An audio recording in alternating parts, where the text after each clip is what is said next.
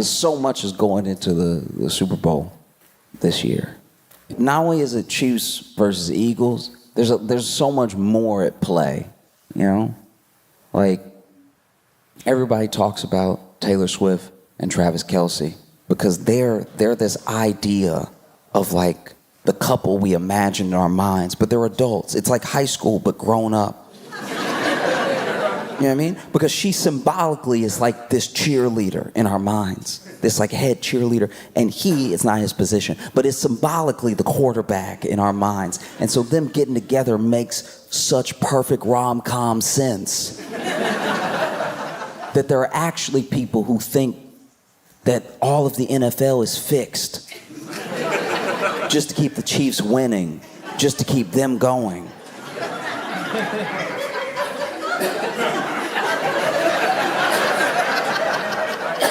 And honestly, you kind of have to give Taylor props. There are people that think she's so powerful.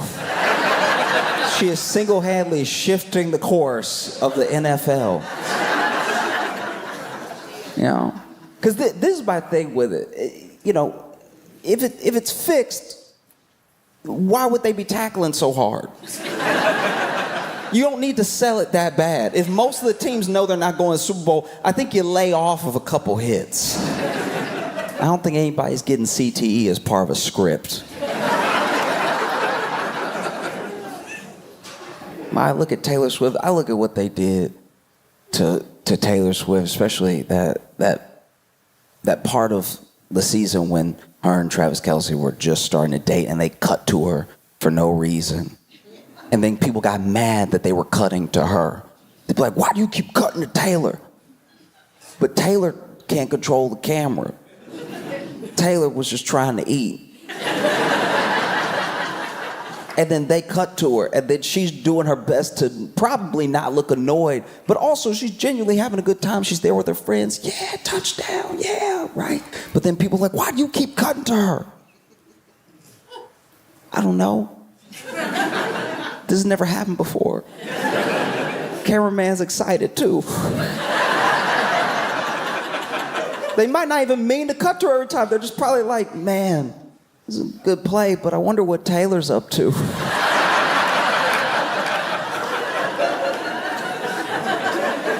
Don't get mad at Taylor because the cameraman got a crush. And so then Taylor Swift, Travis Kelce together. Now Travis Kelce is an interesting dude to me. He really is. Because Travis Kelce, up until this point, I think, I don't know him that well, I don't follow him that closely, but I think he had like mostly, if not only, dated black women before Taylor, you know? And so he has like a fade.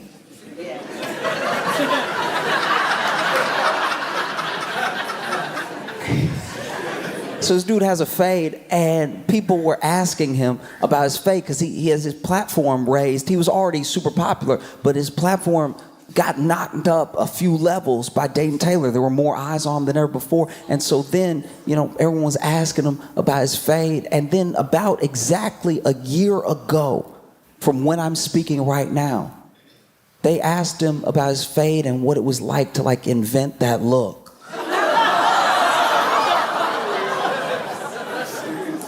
And to his credit, Travis Kelce said, it's the first day of Black History Month.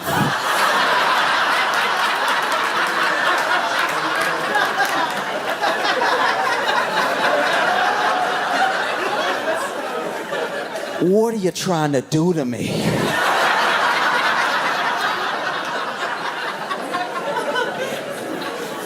Which, what an answer. You know what I mean? Like, this is the thing I really didn't think about until that moment, is that if you're like a white dude, right? And something ignorant or even bigoted happens around you. Somebody asks an ignorant question or somebody just says something, right? The expectation, if you're a good guy, is to say something immediately, just really stand up and be like, hey, that's not cool, that's not okay, don't do that, right?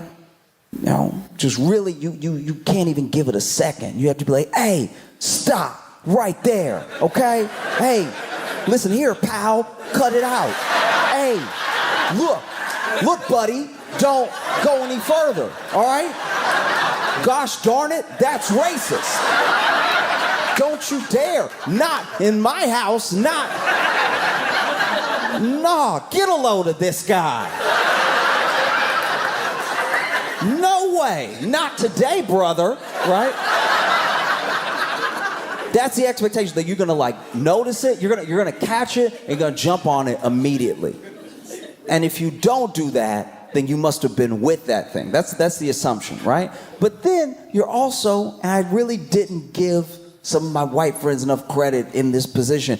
If you take too much of a stand, that's also suspicious. You know what I mean? You hear me? Like if something like ignorant happens around you, or an ignorant question gets asked of you, and then you're like, what? No! Racism? Not today!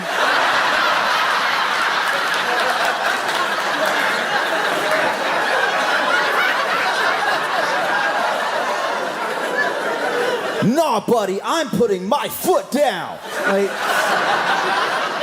because then people are like, oh, what? Are you hiding something? Why are you so amped up like this? You know?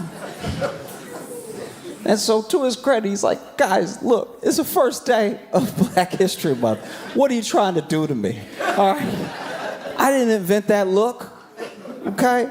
I got a barber. He knows how to do the taper. Trim it down in the back, 2 or the 4. But if you want to fade, I know a guy. I know a dude, he's good. You know, he does mine. Travis Kelce's sitting there like, what kind of questions are you asking me? How do y'all not know any black people? You cover the NFL.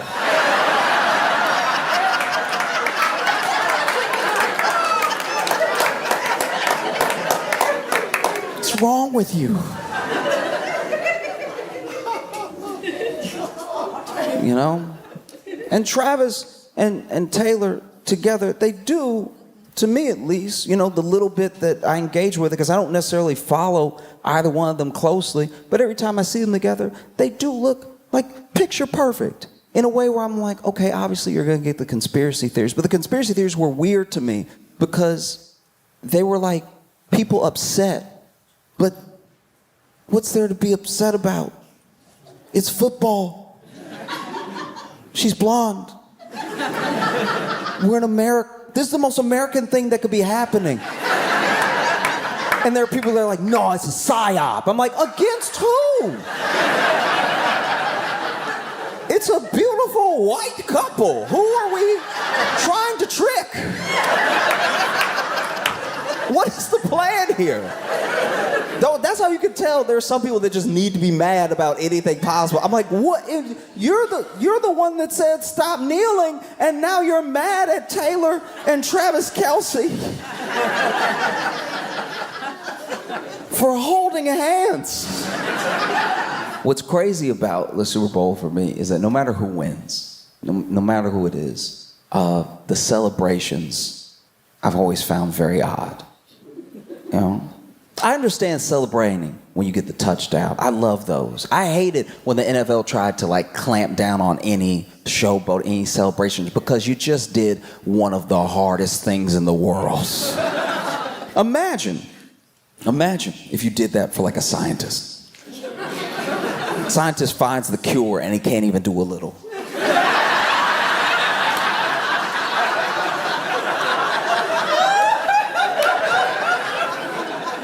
And you're like, Josh, why are you comparing scientists finding cures to players getting a touchdown? I'm telling you right now, they're almost as hard as each other. Because I have some pretty sizable individuals in my family, you know. And I have a cousin, he's 2'11", all muscle. If I wanted to get around him, I'd need something sharp. So trust me when I tell you, if I get around this man and then outrun him and then get a touchdown, I'm hitting it hard. I'm hitting it in his face because it may never happen again. I love like a good touchdown celebration. They spike that ball, and then you see what moves they have, because these are big men. These are very big men, so they're not always the most agile. Like, they're good at running, but usually in a straight line. A lot of the times when these players fall, it's falls where, look, I'm not a professional athlete, but I don't tip that easy. Every once in a while, you'll see an NFL player run it, and then somebody just sort of moves their shoulder, like, uh-oh, uh-oh, uh-oh.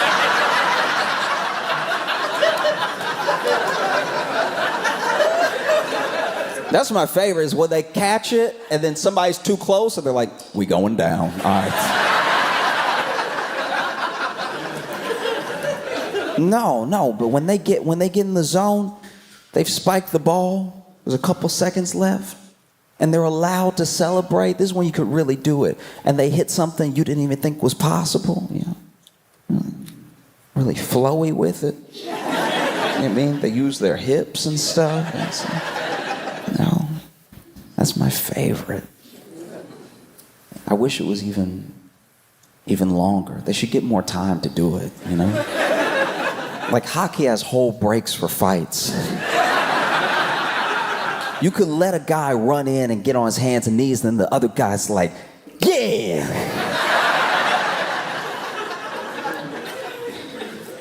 No, I'm telling you, it's a beautiful thing to see them that excited, that happy. This is what they work for. This is what they put their bodies on the line for, and it's why they're in pain most of the time. These dudes retire, and it's not like they can just take an Advil. They just have headaches for the rest of their life. And so in this moment, they did what they came to do. They scored, maybe they won. Let them celebrate, you know? Some of the celebrations I don't get, though. Like, when they win, and they have to throw some sort of liquid on the coach. I feel like we never ask the coach how they feel about it. Because they don't always look excited. It's almost like a requirement that whatever it is has to have some ice. And it has to be a surprise. They never do it from the front. It's always just poured all over the coach. Why is it? They win. They did what they came here to do, and they look at the coach and they're like, yeah, drown him. He'll love it. On top of everything, with Travis and Taylor and the Chiefs, you have the Eagles. Eagles fans, truly remarkable. They're terrifying. And it doesn't matter who wins, because whichever city wins, this happens every year, every Super Bowl, every Stanley Cup, whichever city wins, looks like it's been attacked the next day. Why is it that the winning city looks so busted? The day you won, why are you tearing up your city? The team will win. And then their own fans will go out into the city and cause so much destruction, you would think the other team sent their city. Like, go get them, Kansas City. What they did to us. You know, I've watched it happen. You know, I lived in Chicago when the Blackhawks won the Stanley Cup. And a bus. They were leaving. Everybody's excited. And then there was just like a group think, that's a bus. It shouldn't be right side up. Let's go correct that right now. And then the bus driver is sitting in the bus like, y'all, I'm your ride. Why are y'all? We going down.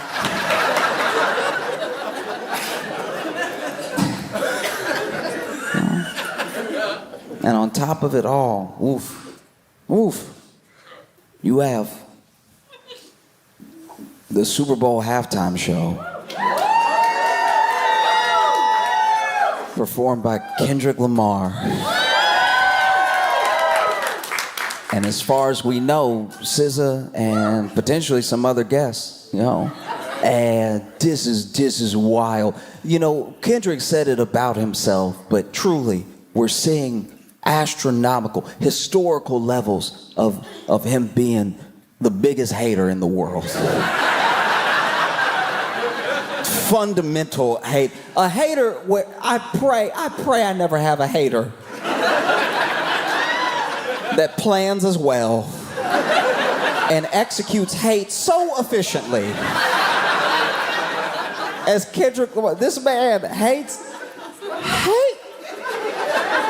The level of hate. Okay, so if you are not aware, in the beef between Drake and Kendrick Lamar, the first song that you could say maybe even kicked off the whole thing, some people say it was like that, but some people say it was First Person Shooter. And in First Person Shooter, Drake says, big as the what? Big as the what? Big as a Super Bowl. And I guess Kendrick said, challenge accepted.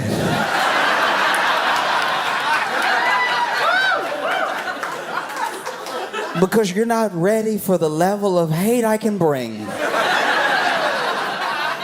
And then there was a whole beef and this whole thing happened. And, you know, Kendrick kind of, I don't know, I guess ruined Drake's life. And then it's announced that Kendrick is gonna be doing the Super Bowl halftime show. And Drake, he started suing. He started suing different parties. He started suing in different ways, different lawsuits claiming different things, some defamation, some were just petitions to get information, claiming that Not Like Us, the song that I'm assuming plays in Drake's head 24/7.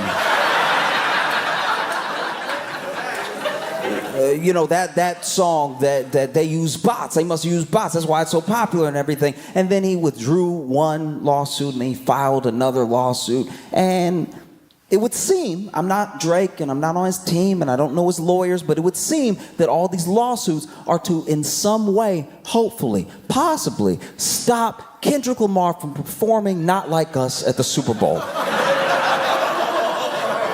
That is what a lot of people think all of this is about. He just doesn't want him to perform that song at the Super Bowl. And so maybe he thinks that if he causes enough legal trouble and kicks up enough of a fuss, that the NFL will be like, hey, sir,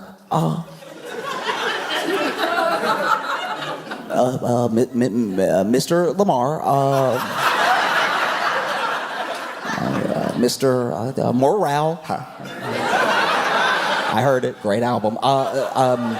If you could not do this one, because we just don't want to be involved in any suits and stuff. I think that's what Drake was hoping. And it appears that has not worked, because then a representative for the NFL came out and said Kendrick can do whatever songs he wants, whatever, it's his halftime show. So let him perform, you know what I mean? And that's got to be rough.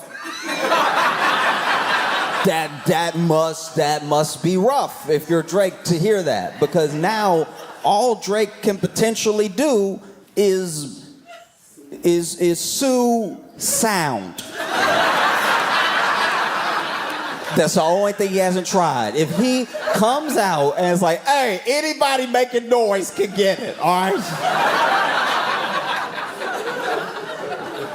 It's the only thing I can think of. You know what I mean? Because it must be terrifying.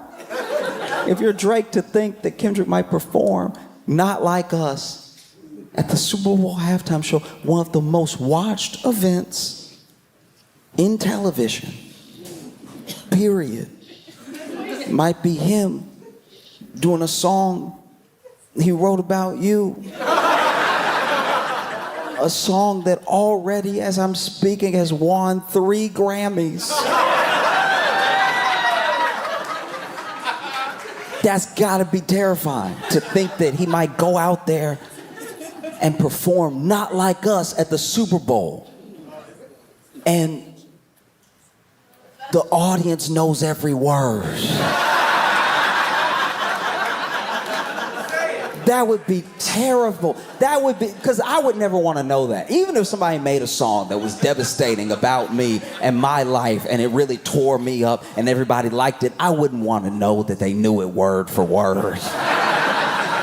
You know? That's gotta be terrifying to think that Kendrick Lamar might get out there and perform Not Like Us. Might to a loud stadium of fans screaming. You know? Try to strike a chord and it's probably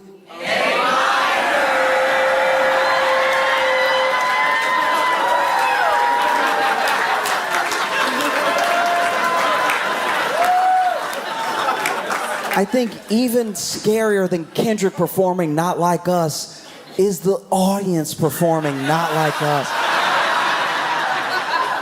Because honestly, anticipation is enough. That's how real entertainment works, you know? Whether he performs it 17 times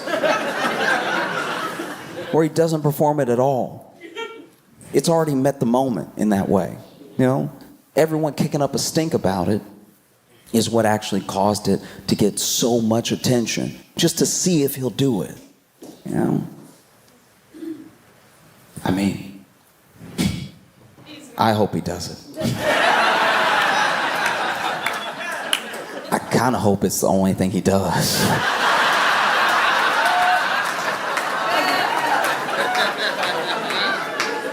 Mainly because the Super Bowl halftime show is you know, recorded and it has all of its own production elements that gets them submitted for the Emmys.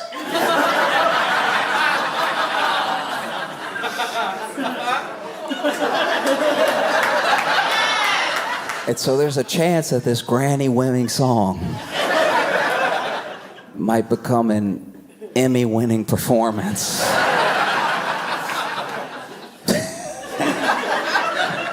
Oh. I will say though, sometimes it feels like with sports, it's the only time you see so much investment. You see so much come out, like just thrill, agony, all these emotions around a dude's team, around that game, around players and stuff. And I think it's because like sports is one of the few places, maybe even one of the last places, that like a man can express all the aspects of human emotion. He can cry over his team losing. He can be elated. He can be like giddy like a little kid or something. And it's one of the last like socially acceptable places. It's very easy to say like, no, you know, just cry. It's okay for men to cry, but you're not ready. I love when people say like, no, come on. Just break through decades and generations of trauma to just like do what feels like what you want to be doing. No, the only thing stopping you is your mind. As if it's that simple, you know? Sports is one of the last few places that these bonds can be created and that you can fully express yourself. It even creeps up in little different ways. Things that you are innocuous enough, but they run cover for other things, right? Like, let's go. Every one of us here knows a man who has a water bottle. Maybe it's half full, maybe it's a quarter full, but he throws it up in the air. And it flips, and it flips, and it flips, and then if it lands right side up on a flat surface, he will lose his mind. He throws the ball up, it flips, lands right side up. Let's go!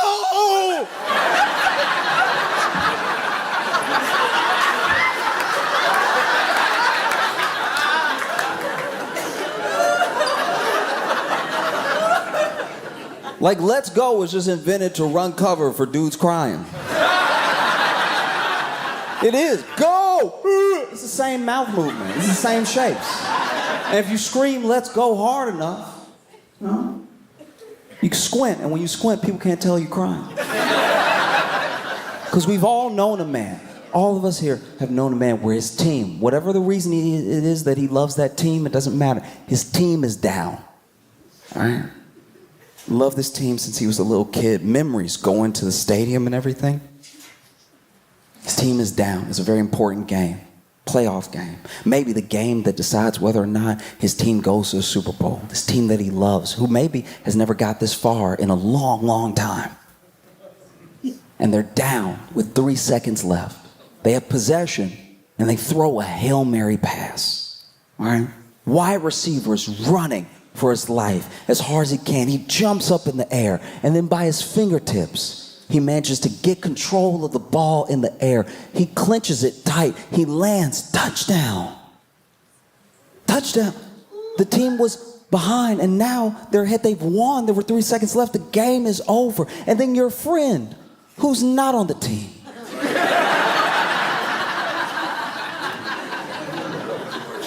who's not at the game, your friend on his couch pops up in front of the TV. Let's go!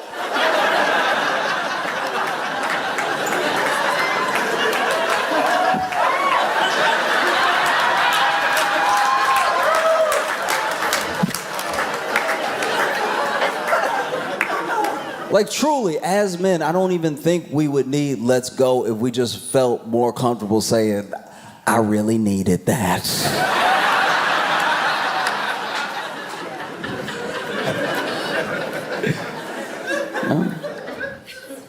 Because I even try now to add more sports analogies in the examples that I make, because I feel like it accesses some people who don't get what I'm saying otherwise. There are people that are truly, we give them a bad rap and everybody makes fun of them and everything, but there are people who are genuinely very, very intelligent. You can tell they're intelligent because they find a game that they love and all the game theory around it and all of the possible combinations of what a play could be go through their head. They can screen a play perfectly, almost like it has the lines that we see on the screen, right? But for them, it's playing out perfectly. They know what's happening next. They know someone's made a mistake as soon as the play starts because they understand the game that much. They just don't ever know why their wife is mad.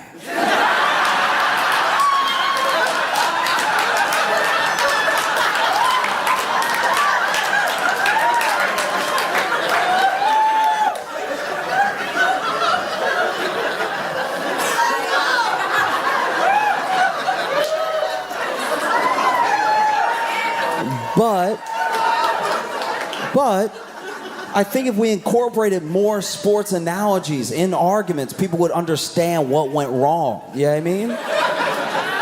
Like maybe you're mad at your boyfriend or your husband because he forgot something. He forgot something that was really important, you know?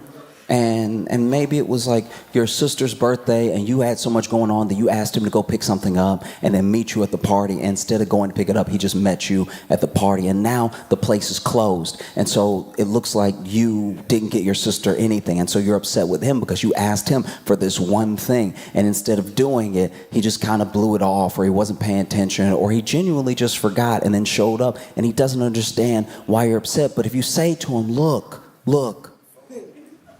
it was fourth quarter.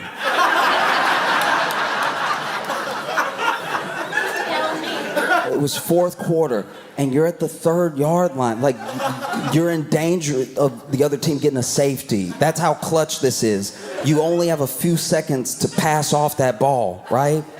And if you don't do it just right, that's it, you know? We're not coming back from this, you know? And instead of looking out for your receiver who's wide open until 5 p.m., like I said, who's wide open. Instead of passing off to your receiver in that moment, you're looking at your tight end, you're looking at your other receiver, you're looking at defensive linemen for some reason, like your head is just in the clouds, and out of nowhere you allow yourself to get sacked, right? I'm telling you, that husband, that boyfriend, these are good people. He would be like, oh, damn.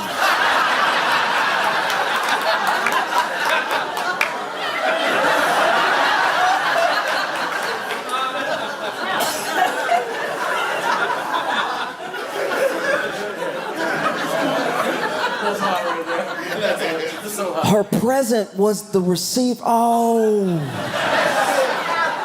Got you. My bad, baby, my bad.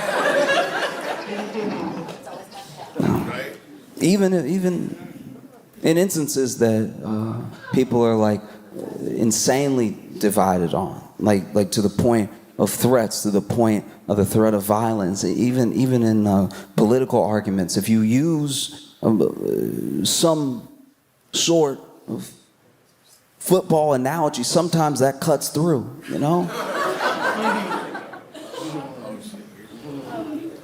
Like if Trump is the quarterback.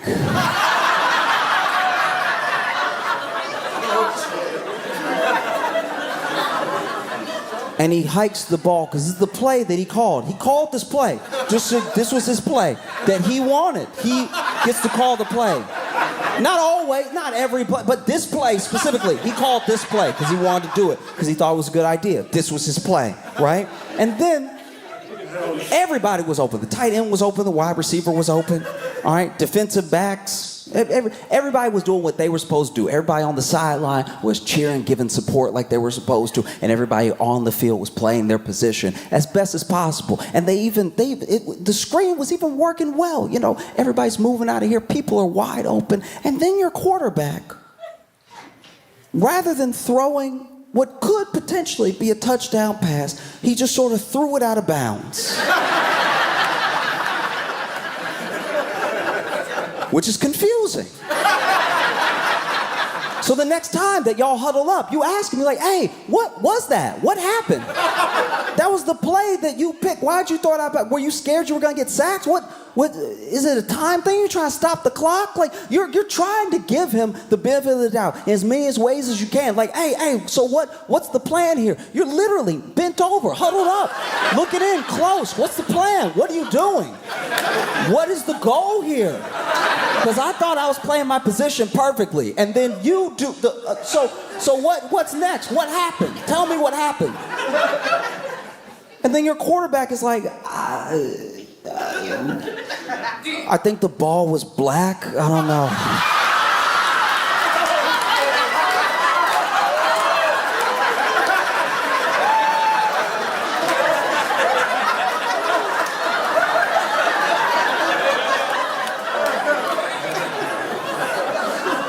You know?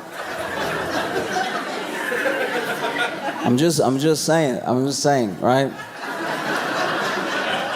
I'm just saying that when I tune in to the Super Bowl on Sunday,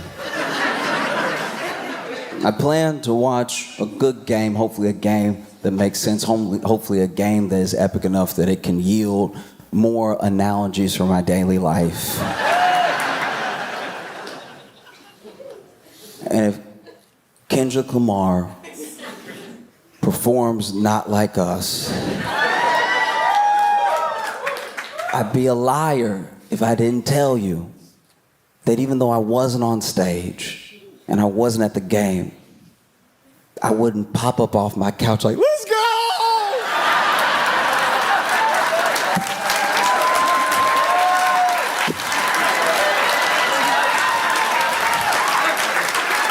Cincinnati, y'all been phenomenal. Thank you so much.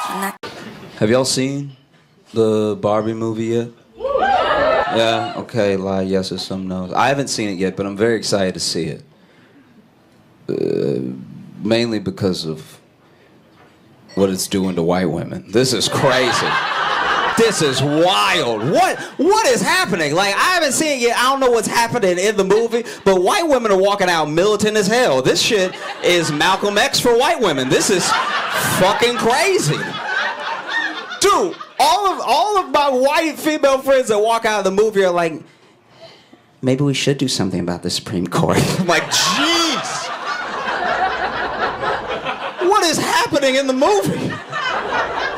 It is wild. This shit is like 300 for blondes that were in sororities. This is crazy. They just walk out of the movie like, I wish a fucking man would try to give me directions right now. I wish. I'm like, oh, okay. God damn. That's wild. I used to be a very chill person. Nothing ever bothered me, nothing ever got to me. Everything rolled off my shoulder. Turns out I was just 17. I should have been chill. I wasn't paying any rent yet or anything. Now I'm in the real world. I'm very upset. This is horrible. And it sucks because when you're at every stage of your life, you feel stress. Every part of your life you felt stress. But as a kid, you think you know stress. Like you're sure that you know real stress as a little kid. Most stressed out person I ever met in my entire life was in elementary school. We were both 6, and this is the most stressed out. To date, I've never met anybody like this. This kid was walking around like he had a full pension he was about to lose. Like he would crush his juice boxes when he got done with just so much like, ugh. Like he had a mortgage. It was crazy. I'll never forget this. There was one time, I went to a Montessori school, so we got nap time a little longer than other kids. And I remember we were both 6 years old, laying there. It was nap time, and nap time was the only time the teachers got a real break from us. But they needed all of us to be asleep, and he was just eyes wide, looking at the ceiling, thinking about an annuity or something, just like. And sure enough, teacher walks up to him very sweetly. I remember because I was laying next to him. She's like, Is there anything I can get you? Or like, do you need an extra pillow or something? And like, I wasn't asleep, but I was dozing. You know, there wasn't anything on my 6-year-old mind. I was chilling. You know? But what he said woke me right up. It was the wildest. So she's like, do you need anything? Is there anything I can get you? And he turns to her and said, naps don't help when your soul is tired. I was like, whoa!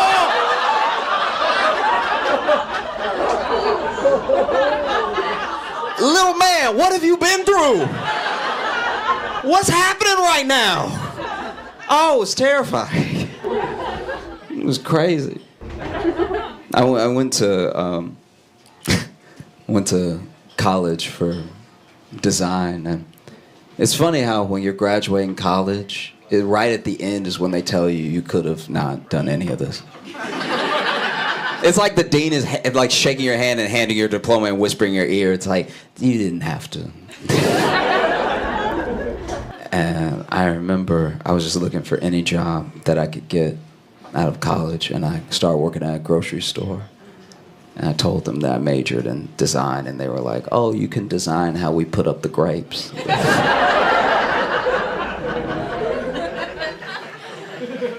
And the grocery store that I worked at, I was in Chicago at the time, and it was a horrible neighborhood. It was very bad. This was like an epically bad neighborhood. We had so many different characters because there was a clinic at one end, like it was like a methadone clinic, so a lot of people that were on or trying to get off drugs would just be around the store. And then there was also a mental facility, so the people who got out of the mental facility but didn't have anywhere to go would just hang out at the grocery store. So I was constantly in danger. I got used to it. And I remember we had this guy, he was a pigeon man. And my man, I don't know if he was homeless or not, but all I know is he filled the parking lot with pigeons. Pigeons loved this dude so much. This nigga was usher for pigeons. I remember one time there was this guy walking into the store that, I don't know exactly what he said because I was putting up the cart, so I overheard something rude being said, but I don't know exactly what it was. But he was like, why don't you get a job, you piece of shit? Like, said something that was way too mean to just be passing somebody to walk in a grocery store. It was wild. Pigeon man didn't do anything, just stood there chill. Got a couple pigeons here, a couple pigeons here. Just let it go. Rolled her after shoulder. And then the guy's walking out of the store. And this is going to make me sound crazy. I'm just telling you what I saw, all right? Basically, that guy walked past Pigeon Man with his cart full of groceries, and then Pigeon Man looked at one of the pigeons and went, and then the pigeon flew into the back of that dude's head. And I'm not saying this man talks to pigeons. I'm just saying he did that, and then the bird did that. That's all. I'm just relaying information. Don't look at me like I'm crazy. I'm just, he went, and then the pigeon kamikaze the back of that dude's head. Almost knocked that man out. It was crazy. And then that's the other thing too, is that there were so many characters that worked there, but then nobody warned me. So I just started working there. But when you work in a bad neighborhood, they don't make the people that come and frequent the store part of the training. They should do that. They should be like, all right, look, on Wednesday, it's gonna be a nigga in a dress. He gonna walk in, he gonna start fighting everybody, all right? So you just want to take cover, right? They don't do any of that. They're just like, all right, and then this is how you fill out your timesheet. Like, they act like it's a normal place. It was not a normal place. And so then there was one day where this dude, this dude came in, walked in very casually, stopped right after the sliding doors, took off his shirt, took off his pants, and went, "I'ma fuck everybody."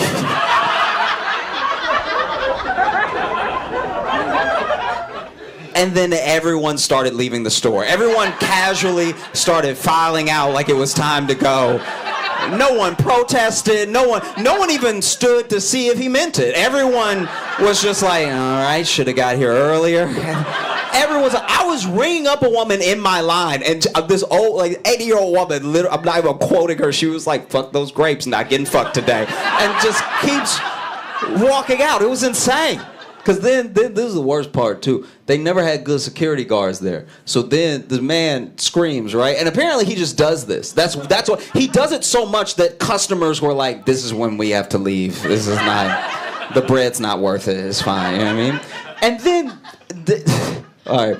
So I don't know the name of it, so I can't put them on blast or anything, but like they used this security guard service that was the worst security guard service I've ever seen in my life. I don't know where they were getting these security guards, because these people, not only were they not trained to, like, they didn't like secretly know Krav Maga or something like that, they also weren't big. So then this man rolls in, he's like, "I'ma fuck everybody," and then everyone starts leaving, and then the security guard, who I hadn't even noticed that day until this moment, because then I started scanning the grocery store for him. Security guard, I see him in the corner of my eye, he's walking towards me, and he's over here hobbling towards me. My man is 76 years old with a bad knee and just like, I think, a metal ankle. I don't know what was going on with his legs. And he walked over and whispered in my ear, he's like, "Can you say something to him?" I was like,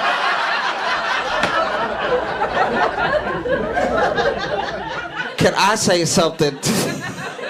I was like, "Can I say something?" I just repeated it back until he answered something. I was like, "Can I say something to him?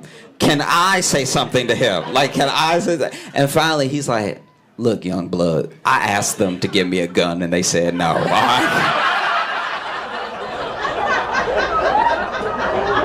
They know I can't fight. I would have cleared all this out if I had my pistol with me. And then we just started, like, because the dude is just walking throughout the store in his underwear, and so we're just conversing about what to do. We're literally like, "Well, look, they pay me to put up the grapes. Like, I'm not really here for all this other stuff." And then he's like, this man is genuinely floating with me. He's like, "You think I only live 12-minute walk away? Should I go get my gun? Like, and then we can just, look, I can go get my gun. We can act like you found it, right?" And I was like, no, why would I find your gun that's at your house? And then my man said he said it was a 12-minute walk, but he's like, "But you know I walk a little slow, so you're gonna have to hold him down for about half an hour, because, you know, with this leg, you know, it's been troubling me. It's been raining and shit, so I can't move like I used to. So then I'm gonna go home. I'm gonna get the gun." And I was like, "It takes you 30 minutes to do a 12-minute walk?" He's like, "Yeah, so it's gonna be an hour. Like, it's gonna be quite a while before I can come. But as soon as I pop him, I bet he'll never be back here again." I was like, "Are you even a good shot?" Like, this is, like, at a certain point you start considering it. My man is just like walking down the aisles. There's no customers in the store. He left, but he never came back. Like, I don't know what happened to him. I think he quit. I think he quit when he got home. I think he hobbled home, and then he was like, "Nah." You all were great. Thank you so much.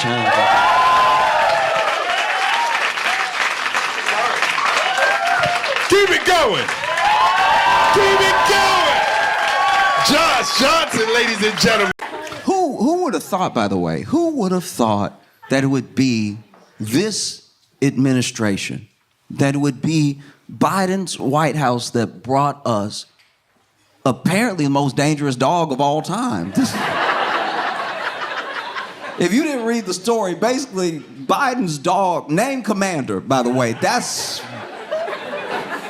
a Cujo-ass name right there. That Commander, what happened to Skip? Like,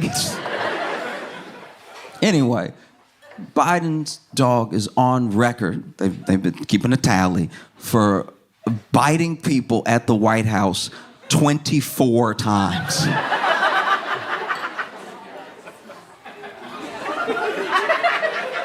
No dog should bite more times than years you expect it to live. 24 is a high number. And I think a lot of people are looking at this the wrong way. I really do. A lot of people are out here being like, I can't believe they letting this dog run amok in the White House. Why can't Biden control his dog? Everything. I think they're looking at it the wrong way, I'll be honest with you, because in my opinion, I'm on Commander's side. I really am. Because a lot of these dogs out here, they wear the vest. They wear the vest that says emotional support dog, and they talk about them being emotional support dogs, but they not really about that life.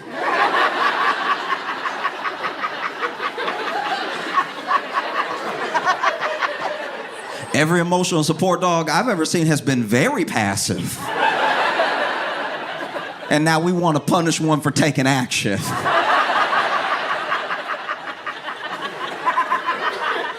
Commander just got good ears. That's all it is. His ears good as hell. Dogs have great ears. Commander hear everything. He in the White House. He hears people. He hears people on the other side of walls, behind doors, talking shifty behind Biden's back. You know how politics can be? And then they walk out into the hallway.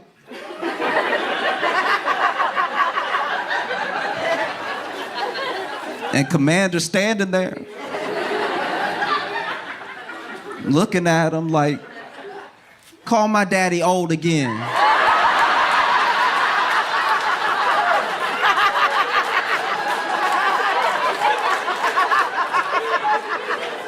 No, don't back up. Don't back up.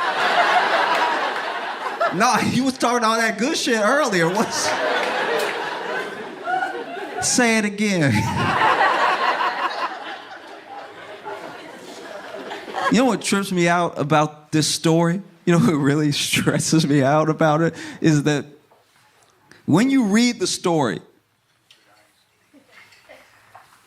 Biden's dog is on record biting 24 times. That's what's recorded, which means there are definitely unrecorded bites. That's just the ones people felt like staying to file something. Some people went to the White House, got bit, and didn't want to stand around to be like, it was him. Ooh.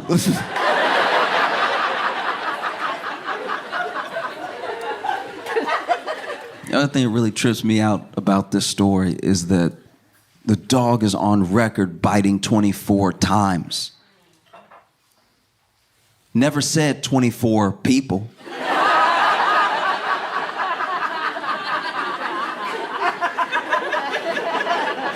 Which means somebody getting bit extra.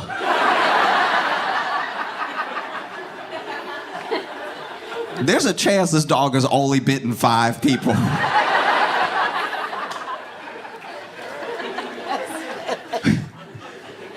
He bit 4 people once, and then some poor dude named Wallace was just catching it. Non-stop, once a week, he knew. He knew that ass was grass. He knew. I'd like to think. I'm sure that for that many bites, that means that Commander bit somebody in at least one of Joe Biden's Zoom backgrounds. Biden on with the Prime Minister or somewhere, you just see somebody in the background going like,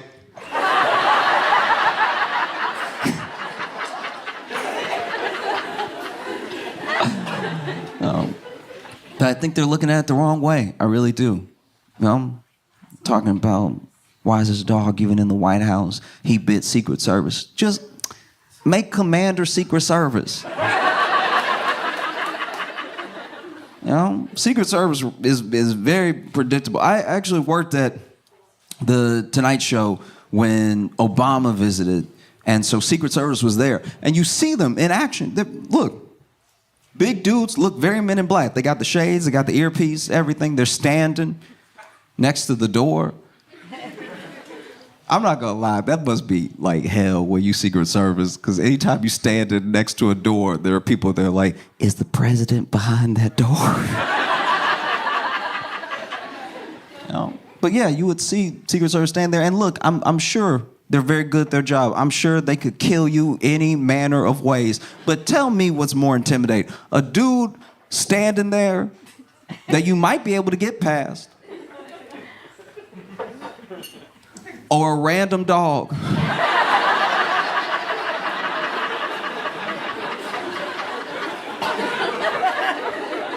A random dog standing in the hallway that we know bites.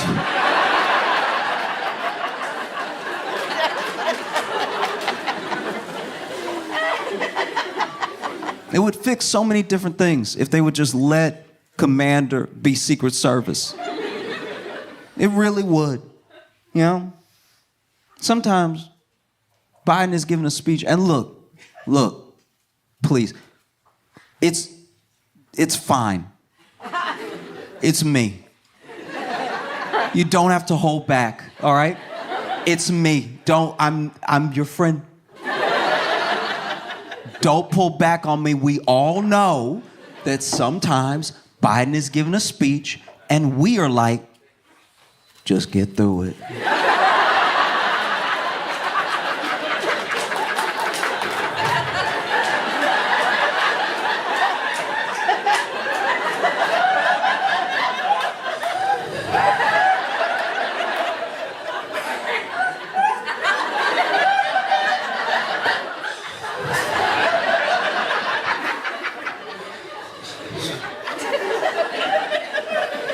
We all know it, you know?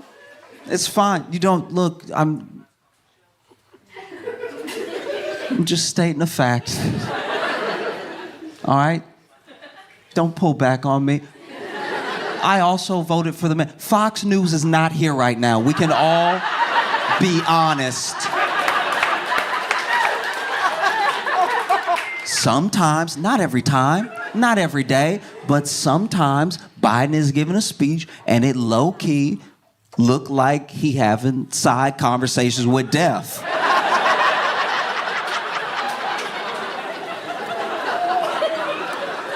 We've all seen it. He is addressing the nation. And then out of nowhere, he'll be like,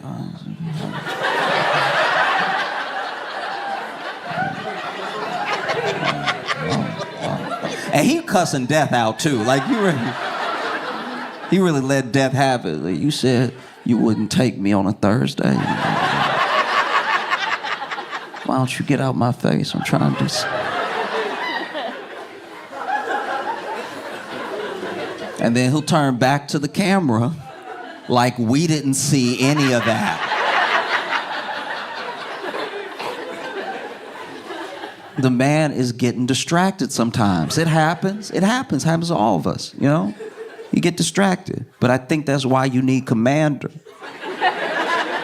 Instead, just Secret Service stand behind him being all quiet at everything. You have Commander walking in front of the podium.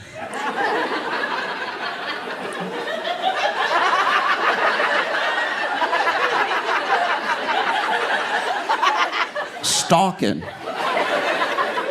Looking for who he likes, who he doesn't like.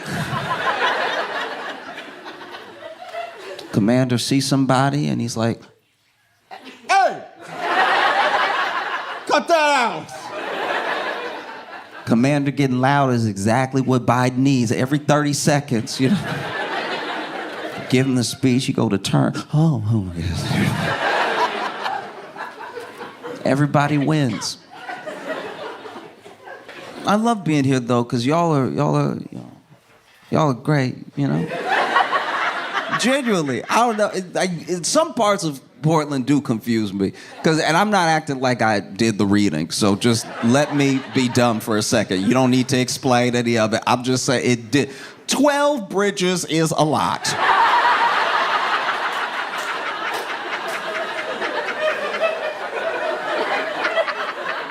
At 12 bridges, I don't know if everybody try to get in or everybody try to get out, but that's a lot of bridges. That sounds like y'all just let somebody go. Like you just let somebody cook who really like making bridges. Like everywhere you took him, he was like, you know what would be dope right here? Like, don't say it, Stephen. Don't say it. No, we put a bridge right here. Oh, it's gonna be lit, and it won't. But there's a bridge right there, Steve. And it's like, yeah, but you're not always over there. Sometimes you over here, and over here doesn't have a bridge. I'm trying to bring people together. You're trying to block blessings. 12 bridges is so much.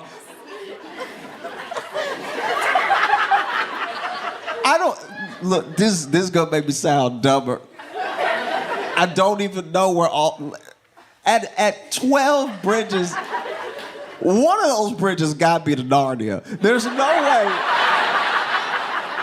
that y'all have 12 different bridges going somewhere. That's crazy. I like being here because y'all are very, very self-aware people. Maybe the most self-aware of any city that I've ever met. This is generally distressed. You'll just be making a general observation, be like, man, things are kind of odd here, and y'all are like, we know.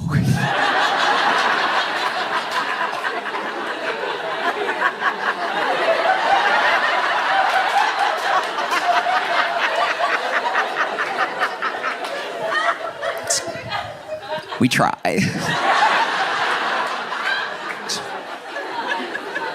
You know? And you'll be like, I'm not complaining. I've had very good food since I've been here, but y'all have some of the most like, it's too many weird things at once. Do you know what I mean? That's my, if I could give you a note. As a city, you have mixed and matched the weird in too many different ways as to not seem like you are on planet Earth. I was just trying to have some eggs Benedict. And it's crazy, you in a place where you getting delicious eggs Benedict and somebody's balls are out right next to you.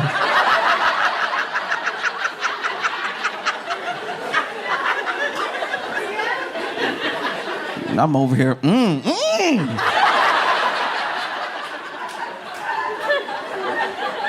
dip it in my hollandaise. I have not, this is my thing. All of this, I have not been here long. All of Portland happened to me today.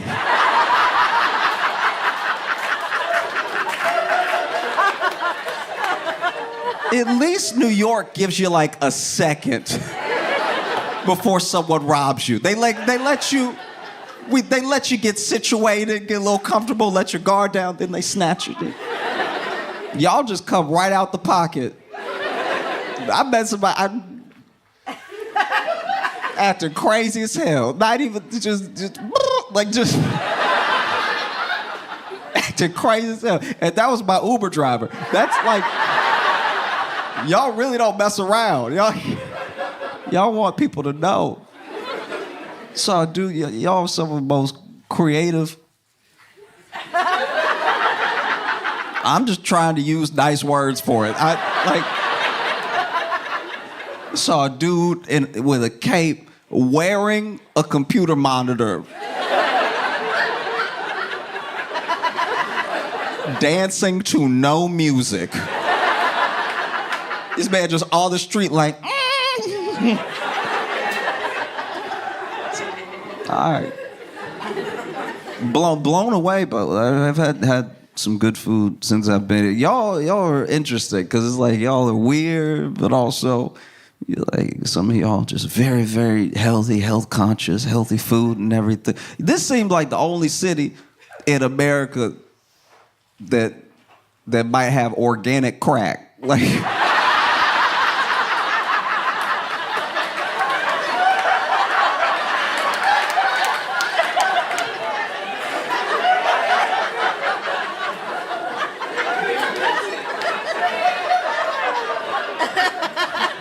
y'all are really doing it all.